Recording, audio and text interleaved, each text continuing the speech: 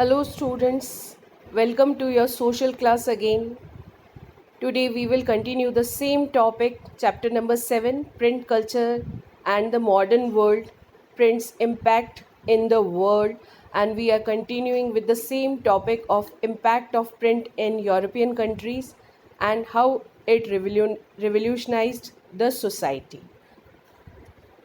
So now we are coming to topic 4, the reading mania.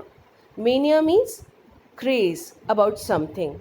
So as you have seen, the craze for reading was getting more and more in the European people, and by the 17th and 18th century, literacy rate went up in most parts of Europe. As church was setting up, schools in village area, now, peasants and artisans also had access to education.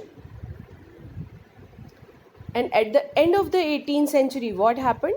Literacy rate went up to 60 to 80%. Booksellers started employing peddlers. Now, who are peddlers? Peddlers are the people who sell their things by roaming here and there. So, peddlers used to sell books, calendars, ballads, folk tales, etc. In England, penny chapbooks were famous. Penny means a very small amount of money, and that time chapbooks were very small books which were sold for a penny. So they were known as penny chapbooks. They were famous, and peddlers who used to sell it were called chapmen. Since this chapbook was sold for a penny, every poor people could buy this. Books which were being sold were serving different purpose and interest. It means different kinds of books were being sold. They were on different subjects and topics. Newspapers and journals which were published in early 18th century had information about wars, trade and development in other areas. Except all these, ideas of scientists and philosophers were being published. Thus, information became accessible to common man because they were getting more and more material for reading. So, they were getting more and more ideas. They were getting literate day by day. And what other benefits of reading? Other benefits of reading, which people were getting because of the development of print culture, were scientists like Isaac Newton began publishing their discoveries, which influenced much wider circle of readers. Except that writings of thinkers like Thomas Paine, Voltaire were also printed and read widely. So this was the impact of print culture during that time, that many people and great scientists started writing about their researches, and people came to know about many new things. And except that, the thinkers like Thomas Paine and Voltaire were also writing widely to make the people alert about the existing conditions. Thus, in early 18th century, ideas of science and reasoning started being published in newspapers and journals. In mid 18th century, people started believing that books could change the whole society. So as the ideas of scientists were being published in the newspapers and journals, people started getting more and more knowledge about the things which should be changed. Books would liberate us. They were believing that books would liberate us from the society where there is despotism and tyranny. What is despotism? Despotism means the rule of a one person, power of a one person. And what is tyranny?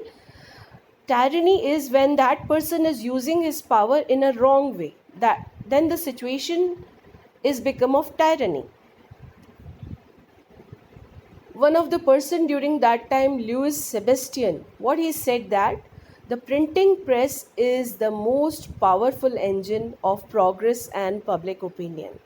It is the force that will sweep despotism means it will clear away all the despotism. Here it is an important thing to notice that Many revolutions for gaining freedom in the whole world are started through writing, because writings change the minds of the people and they start to think about what is wrong and what is right. So, how culture brought the French Revolution? Our next topic is print culture and French Revolution. Many historians argued that print culture created the condition for French Revolution. An argument given to prove this point was that print culture popularized the ideas of thinkers. Through that ideas only, the condition of the French Revolution was created, because people became now more aware, because through their powerful writings, through the powerful writings of the thinkers, those who their writings attacked the church and the despotic power, and people came to know what wrong the church and despotic powers are doing. The famous writers of that time were Voltaire and Rousseau. Their writings revolutionized the thoughts of the people, and it gave the situation for starting French Revolution. Now, second argument given by the historians about this was that print created a new culture of dialogue and debate. Earlier, people were accepting everything what was being served to them by the existing authorities, but now they started questioning. People became aware, and existing ideas and beliefs were being questioned by them now. And by the 1780, what happened? A lot of literature was published which started mocking the government. Mocking means making fun of the government, its systems. They started questioning the government also. During that time, French society was divided into three parts: clergy, nobility, and commoners. Clergy are the people who were the authorities of church. Nobility are the people who were in power, and commoners. The commoners were the common people who were paying all the taxes and taking all the pains.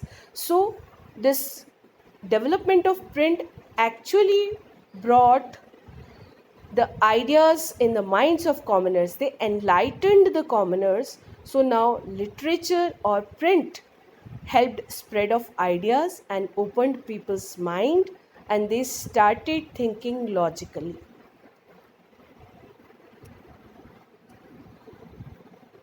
This is the end of our today's topic.